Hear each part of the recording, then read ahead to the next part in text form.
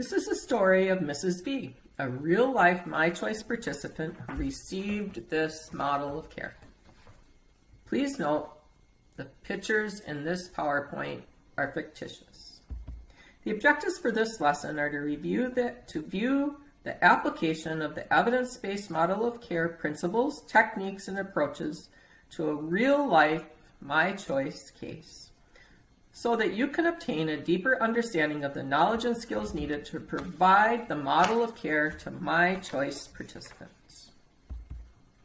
Mrs. V is an 86-year-old African-American female who's widowed. She's a retired nursing assistant. She lives alone, her daughter does her grocery shopping, and she has a dog and many relatives and friends. She rents and has been in the My Choice program for 5 years. Her daughter's a caregiver and she lives 10 miles away and works full-time. She has a 2-story home, but the bed and bath are upstairs and the entry and exits are dangerous and the kitchen's not usable.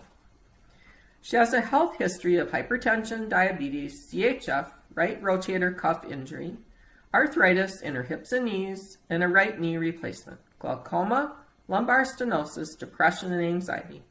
She falls about 1 or 2 times a month. She has 17 prescribed medications and takes 5 over-the-counter pills. She uses 4 different pharmacies and 5 different doctors prescribe her medications. She frequently has emergency department visits and is hospitalized. Here's a description of Mrs. V's typical day. I wake up about 6 a.m. every day to get a cup of coffee and a muffin. I turn on the morning news sitting in my recliner. If I feel like it, I do a sponge bath at my kitchen sink, as it is hard to get upstairs to the bathroom. When I remember, I take my morning pills. Some days I forget. My daughter calls me in mid-morning to check on me, and we talk for 5 or 10 minutes. If I have any energy, then I clean up around the house. Most days, my back hurts too much for me to do anything. For lunch, I usually eat something out of the freezer. Then I just stick it in the microwave. But a lot of days I just skip lunch as it takes too much energy to make something. I usually fall asleep and take an afternoon nap in my recliner with the TV on. I forget to take my afternoon medications often. Sometimes when I wake up, I'm stiff. I always eat dinner. Again, something out of the freezer. Some nights my daughter comes over after work or one of my other children stops by to check on me. I have a hard time getting to sleep at night, and most nights I sleep in my recliner because I'm too tired to walk upstairs and it's too hard. Sometimes I'm dizzy and I'm afraid to walk upstairs. Other nights I head up to bed if I feel I can make it up the stairs. Then I turn on the TV and fall asleep. Remember, within this evidence-based model of care, there are 4 phases of care: assessment, person-centered service planning, enacting the strategies, and then evaluating the strategies and modifying them as needed, or selecting new strategies. For the assessment, the IHC is the routine My Choice assessment where you can provide background information that's the baseline. So, what we need to think about, though, is how we focus our thinking and shift the care on physical function and underlying issues that might influence physical function, and what the desires and needs are of the participant. So the social worker uses the IHC and a depression tool if needed. The OT uses their specific OT assessment and observes and scores difficulty and importance of issues which influence function and conducts a home tour. The RN uses the IHC and a pain scale as needed, focusing on influencing factors that impact the physical function, and also conducts a medication review using the app. So think about what are the probing questions you would ask Mrs. V so that you can gain a full picture of her day, her home, and her desires and needs. Here's how the OT scored Mrs. V's assessment using the commonly used items of ranking, difficulty, and importance to understand how much assistance was already in place and what supports she still needed. And When you think about Mrs. V and her readiness to change, you have to think about what she's not ready to do, what she's getting ready to do, what she's ready to do, and any modifications she is already enacting regarding her behavior. Mrs. V was very skeptical about using this new evidence-based program. She didn't see how anyone could help her. She knew she needed help, but she was so low she thought her life was over. She was very tearful in the beginning sessions with the clinicians. But then, after a while, they came and they helped her to do simple things that she was unable to do safely before. She was always depending on others for everything, and she forgot how to help herself. So, here's Mrs. V's readiness to change. When she made these statements, I'm going to explain to you the score for each. When she said, "Can you give me some ideas to help me get dressed? I know there has to be something that I can do." We scored her as preparation because she was getting ready to take a change. However, when she said, "My breathing has caused me great difficulty with cleaning. I get out of breath so easily, I think I need to ask my doctor about this at my next appointment," she was only contemplating that. And when she said, "I have this back pain that keeps me from doing everything," that was pre-contemplation, and she was not ready to make a change. When she said, "I'm not sure if that grabber thing will work. My cane works great, but I will think about trying." Again, that's contemplation. And when she said, "A sock aid may work, but I don't know. If my daughter's here, she will put them on. If not, I don't wear socks." Again, contemplation. So you can see for this participant, she was only ready to change on one item, to get dressed. When the OT conducted the home safety tour, she found these items. The dryer in the basement was low. There were no grab bars or bath mats and nothing to sit on in the shower. There was a hole in front of the tub and poor lighting in the tub area, and the shower head was rusted. The front and back steps had issues, and there were no railings at the bottom of the steps to the second floor. And also, some of the railings were loose. Here is the equipment Mrs. V already had in her home: a single-point cane, a long-handled shoehorn, walker with wheels, which she kept by a recliner, a reacher, which she didn't use, and a bedside commode, she didn't use that either, and a recliner that was manual.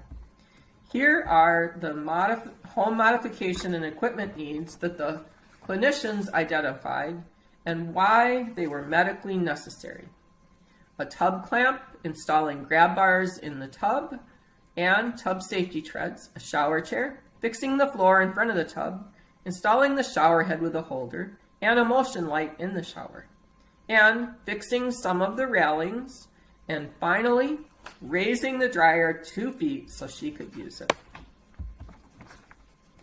Mrs. V's person-centered service plan was established to meet her desires and needs.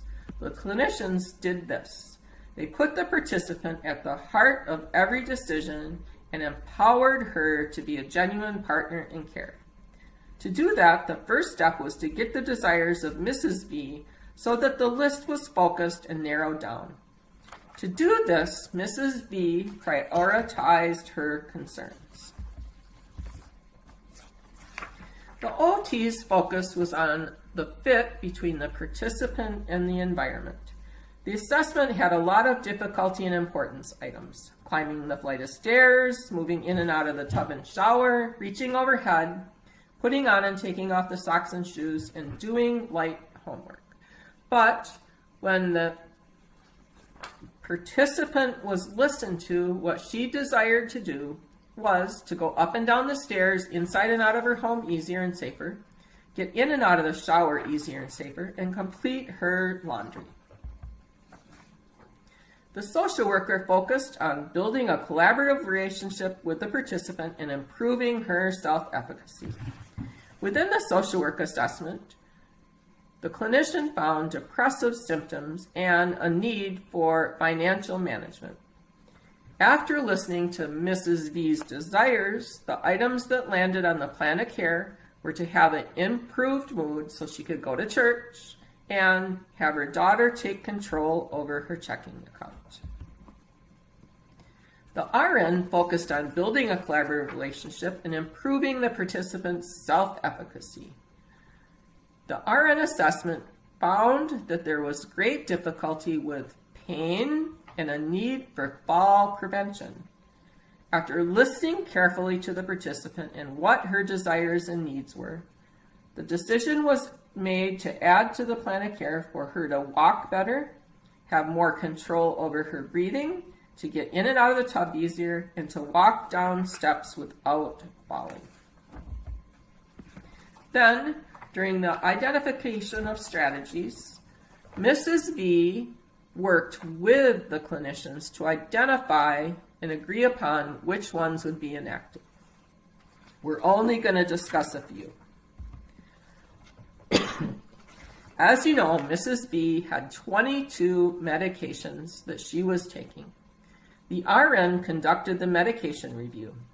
She found 3 contraindicated medications, 2 that were the same medications, and 5 that weren't even recommended. She also found that 12 medications were not being taken as prescribed, either wrong dose, wrong time, or not simply being taken.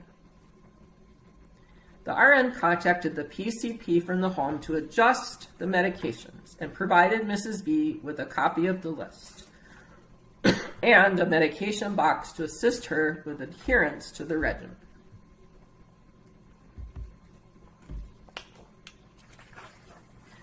Mrs. V also did a balance and strength building program daily to reduce her arthritic pain and prevent falls. She was very motivated. Since she was so focused on preventing falls, she was provided the safety check for safety brochure and how to get up after a fall, and the RN demonstrated how to get up after a fall and had Mrs. V return the demonstration. In this case, the RN addressed the fall prevention as the OT had so many competing time demands on the person-centered plan of care. A health passport was also provided to Mrs. V. This allowed her to organize her information in one place so she'd be better prepared to take an active role in her health when she went on a medical appointment, either with her PCP or with a specialist. On each clinician-participant interaction, care was summarized and a plan devised for the next interaction. Strategy effectiveness was evaluated and modified if needed, or new strategies selected if nothing was working. Most importantly, role modeling was consistently used throughout care by all the clinicians, so the participant can learn how to assess, select strategies, and self-manage plan enactment after the clinician's care was done or when they were not in the home. Here's a summary of Mrs. V's outcomes from her person-centered service plan. She had a reduced pain level. She was not as fearful of falling, as she knew how to get up and was working on her strength and balance. She had higher function. She was able to get upstairs to her bed or bathroom 5 out of 7 days a week and able to take a shower 2 or 3 times a week. She also had 5 fewer medications she was taking. There was improved communication with her PCP, and she felt like her desires were listened to by all the clinicians. As you can see, most of the principles, techniques, and approaches were used to help Mrs. V improve her quality of life and remain living in the community. For Mrs. V, this new model of care was highly effective. Thank you.